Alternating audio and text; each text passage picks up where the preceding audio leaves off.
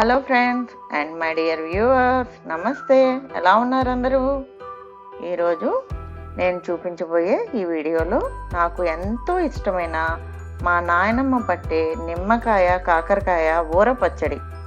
దీనికి నూనె కానీ ఆవపిండి కానీ అవసరం లేకుండా చేసుకునే విధానాన్ని చూపించబోతున్నాను.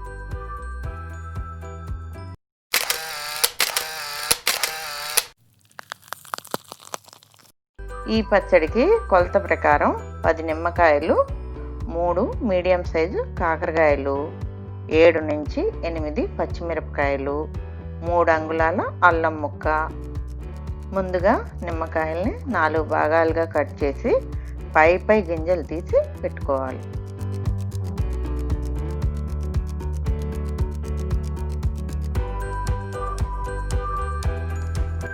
ఇదిగోండి, ఇలా నిమ్మకాయల్ని ముక్కల్ని చేసి పై గింజలు తీసి పెట్టుకున్నాను.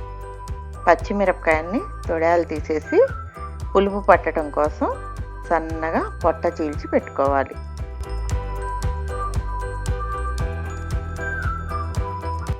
ఇప్పుడు అల్లంని చిన్నగా ముక్కలు కట్ చేసి పెట్టుకున్నా.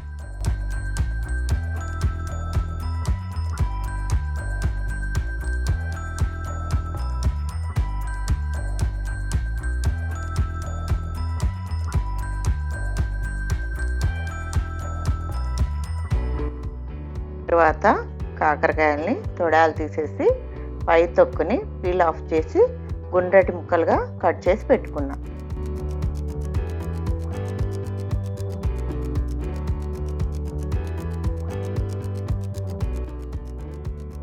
ఒక చిన్న జాగ్రత్త, ఈ చేసుకునే ప్రాసెస్లో తడి లేకుండా చూసుకోండి. ఈ ముక్కలన్నిటినీ ఒక డ్రై మిక్సింగ్ బౌల్లోకి తీసుకొని 1 స్పూన్ పసుపు, 5 నుంచి 6 స్పూన్ల మెత్తటి ఉప్పు లేక కల్లుప్పు వేసి పొడి చేతులతో జాగ్రత్తగా కలుపుకొని 2 నుంచి 3 రోజుల పాటు ఊరబెట్టుకోవాలి. మధ్యలో రోజుకి ఒకసారి చొప్పున పొడి చేతులతో కలుపుకోవాలి.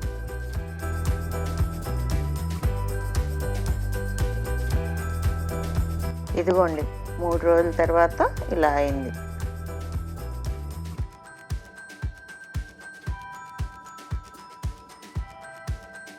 ఇప్పుడు ఇందులోకి 2 నుంచి 3 టేబుల్ స్పూన్ల కారం వేసుకొని ఒక మిక్సీ జార్లో 50 గ్రాముల వెల్లుల్లి రెబ్బల్ని 1 స్పూన్ మెంతిపిండి వేసి పేస్ట్ చేసుకోవాలి.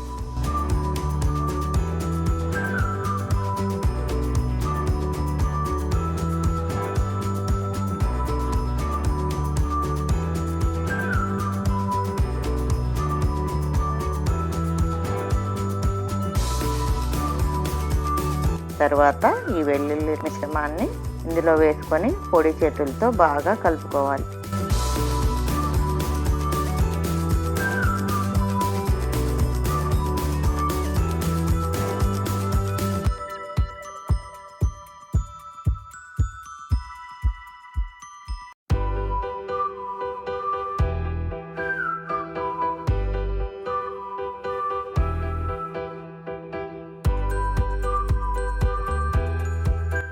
చివరిగా 4 నిమ్మకాయల రసాన్ని పిండుకొని బాగా కలుపుకొని ఒక పొడి జాడీలోకి తీసుకోవాలి.